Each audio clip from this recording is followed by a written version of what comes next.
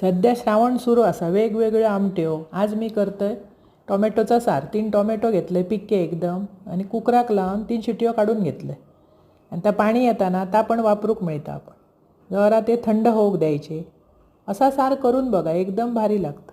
नंतर त्याची व्यवस्थित अशी साला काढून घ्यायची. पुढचं देठ कट करायचं आणि थंड होऊक द्यायचं. जरा थंड होऊ द्या. गरमागरम मिक्सराक लावलास तर एकदम बारीक होणार नाही. ह्याच्यातले बियो काढून टाका. ते उकळल्यामुळे एकदम बियो रवतात त्याच्यात. ते व्यवस्थित अशो काढून घ्यायचे आणि बारीक तुकडे करायचे. आणि थंड झाल्यावर मग मिक्सराक लावायचं, म्हणजे एकदम फाईन पेस्ट होऊन येतं.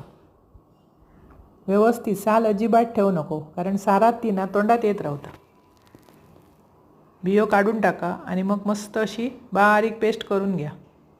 आता पाणी आपल्याक वापरूक मिळतं उकळलेला असा. आता एक खलबत्तो घेतलं, त्याच्यात 10-12 मिरया आणि 10-12 लसणाच्या पाकळ्या आणि ते बारीक ठेचून घ्या.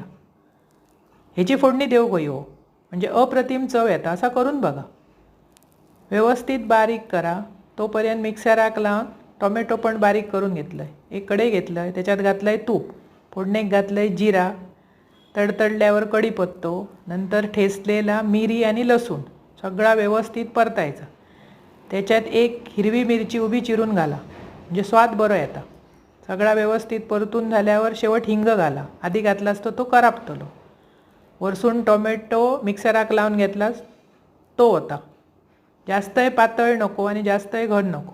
सूप म्हणान पण ह्यो पिऊक भारी लागता आणि भाताबरोबर पण एकदम मस्त लागतं. वरसून चवीपुरता मीठ आणि चमचोभर बारीक किसलेलो गूळ, म्हणजे आंबट तिखट गोड अप्रतिम चव येता. असा सार किंवा सूप करून बघा, खावा. आवडतला तुमका. वरसून कोथिंबीर घाला आणि आवडल्यास पटकन माझा चॅनल सबस्क्राईब करा.